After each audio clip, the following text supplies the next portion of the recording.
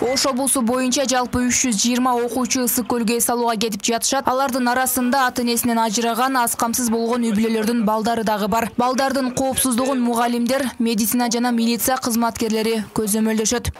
Бул чыгымдар негизинен ушул Кыргыз Республикасынын президентинин тапшырмасы менен чечилген. Ал жактагы жатаканасы, тамак ашы, ал эми буларды алып барып, алып келүү, жол киреси, ушул жол мезгилиндеги тамак ашы, бул жалпы ушул райондордун мамлекеттик администрациялары, жергиликтүү өз алдынча башкаруу органдарынын эсебинен жүргүзүлөт.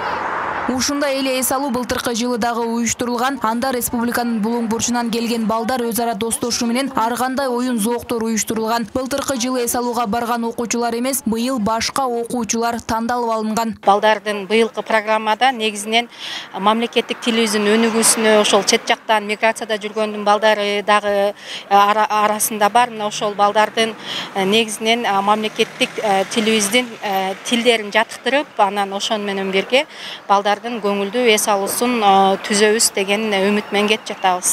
Ысык көлгө эс алууга кетип жаткан балдардын жүздөрүндө кубануу, достору менен чогуу эс алууну чыдамсыздык менен күтүшкөн. Эми мынтип жайкы каникулдун 10 күнүн ысык көлдө өткөрүшөт. Өлкө аймагындагы балдарды жайкы эс алуу күндөр ысык көлдө эс алуусу өлкө башчы Садыр Жапаровдун демилгеси менен ишке ашырылып жатат. Айымкан Исралы кызы, Муслим Ахметжанов, Ынтымак, Ош шаары.